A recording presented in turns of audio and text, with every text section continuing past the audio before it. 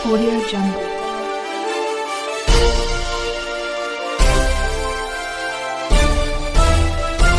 Audio Jungle. नमस्कार, मी यशवंत आणि आपण पाहत आहात बहुजन सैनिक महाराष्ट्र लाईव्ह। जागना है तो जगना पडेगा, एक राष्ट्र के लिए। 30 एप्रिल 2026 पिंपरी पुणे येथील डॉक्टर DY पाटील विद्यापीठ अभिमत विद्यापीठ आयोजित केलेले भारतीय विद्यापीठ संघाची अर्थात AIU ऐतिहासिक 100वी वार्षिक सभा आणि कुलगुरूची राष्ट्रीय परिषद आज उत्साहात आणि यशस्वीरित्या संपन्न झाली।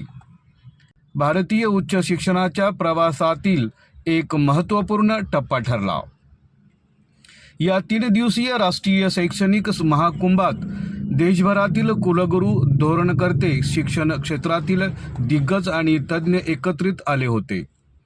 विकसित भारत 2047च्या व्यापक संकल्पनेखाली भारतीय उच्च शिक्षणाचे भवितव्य आणि त्या पुढील दिशा यावर परिषदेत सखोल मंथन करण्यात आलं। या सोहळ्याच्या सांगता समारंभासाठी शिक्षण संस्कृती उत्थान न्यासाचे राष्ट्रीय सचिव माननीय डॉक्टर अतुल कोठारी हे प्रमुख पाहुणे म्हणून उपस्थित होते। तसेच डॉक्टर PD पाटील कुलपती, डॉक्टर DY पाटील विद्यापीठ पुणे पिंपरी, भारतीय विद्यापीठ संघाचे अध्यक्ष माननीय प्राध्यापक विनयकुमार पाठक, सरचिटणीस आणि सदस्य सचिव डॉक्टर पंकज मित्तल उपस्थित होते।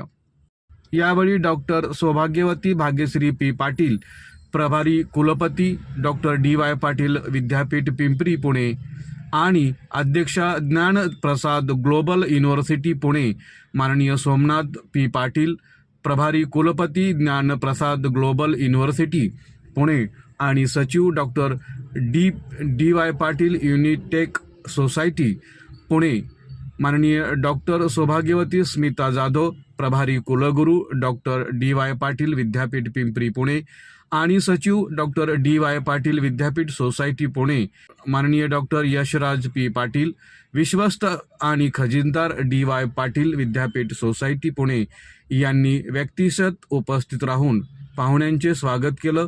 त्याचबरोबर देशातील विविध विद्यापीठाचे कुलगुरू आणि शिक्षण तज्ज्ञाचे आभार व्यक्त केलं।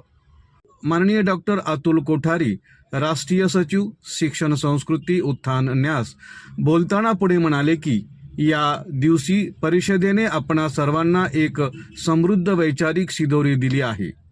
मात्र मिळालेल्या हे ज्ञान केवळ चर्चेपुरते मर्यादित न ठेवता ते आपल्या प्रत्यक्ष कार्यक्षेत्रात रुजवणे अधिक महत्त्वाचे आहे।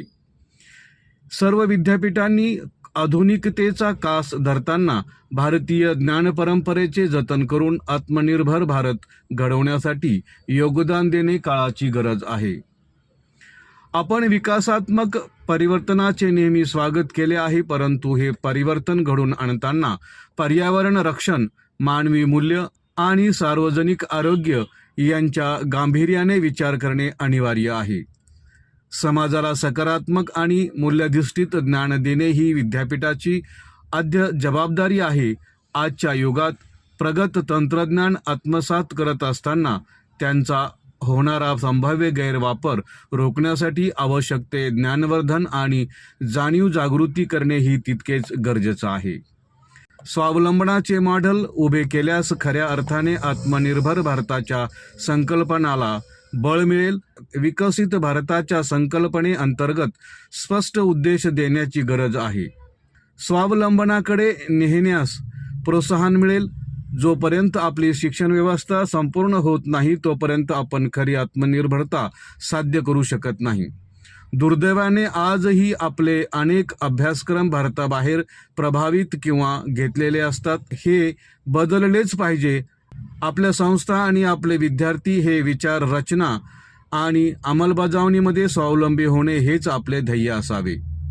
भारतीय परंपरेवर आधारित ज्ञान साधनेचा वारसा पुढे नेत प्रत्येक विद्यापीठाने एका विशिष्ट विषयावर सखोल संशोधन व कार्य करण्याचा निर्धार करायला हवा। विद्यापीठाने स्वदेशीचा विचार केवळ संकल्पनेपुरताच मर्यादित न ठेवता तो दैनंदिन व्यवहारात आणण्यासाठी सूक्ष्म नियोजन करावे.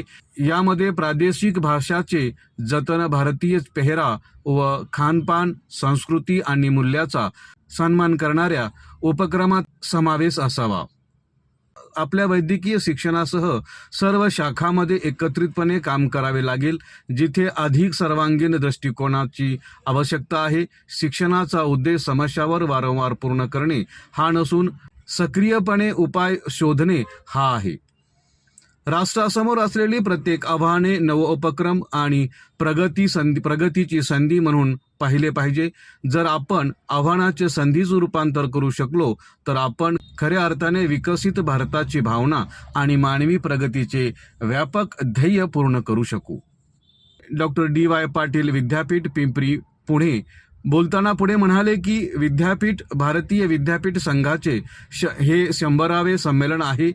म्हणजे भारतातील उच्च शिक्षणासाठी आत्मचिंतन आणि जबाबदारीची जाणीव करून देणारा क्षण आहे.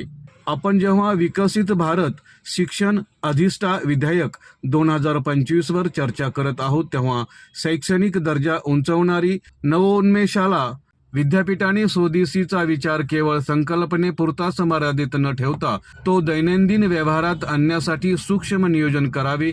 यामध्ये प्रादेशिक भाषाचे जतन, भारतीय पेहराव व खानपान, संस्कृती आणि मूल्याचा सन्मान करणाऱ्या उपक्रमात समावेश असावा. आपल्या वैद्यकीय शिक्षणासह सर्व शाखांमध्ये एकत्रितपणे काम करावे लागेल, जिथे अधिक सर्वांगीण दृष्टिकोनाची आवश्यकता आहे. शिक्षणाचा उद्देश समस्यावर वारंवार पूर्ण करणे हा नसून सक्रियपणे उपाय शोधणे हा आहे. राष्ट्रासमोर असलेली प्रत्येक आव्हाने नवोपक्रम आणि प्रगतीची संधी म्हणून पाहिले पाहिजे. जर आपण आव्हानाचे संधीचं रूपांतर करू शकलो तर खऱ्या अर्थाने विकसित भारताची भावना आणि मानवी प्रगतीचे व्यापक ध्येय पूर्ण करू शकू. डॉक्टर DY पाटील, विद्यापीठ, पिंपरी, पुणे बोलताना पुढे म्हणाले की विद्यापीठ भारतीय विद्यापीठ संघाचे हे 100वे संमेलन आहे. म्हणजे भारतातील उच्च शिक्षणासाठी आत्मचिंतन आणि जबाबदारीची जाणीव करून देणारा क्षण आहे. आपण जेव्हा विकसित भारत शिक्षण अधिष्ठा विधेयक 2025 वर चर्चा करत आहोत, तेव्हा शैक्षणिक दर्जा उंचावणारी, नवोन्मेषाला चालना देणारी आणि सर्वांसाठी समावेशक संधी सुनिश्चित करणारी चौकट उभारणे अत्यंत महत्त्वाचे आहे. शैक्षणिक संस्थांनी भाष्य विषयातील आव्हानासाठी सज्ज, जागतिक स्तरावर सुसंगत आणि राष्ट्रीय प्राधान्यक्रमांशी जोडलेले परिसंस्था निर्माण करण्यासाठी एकत्रितपणे काम केलं पाहिजे.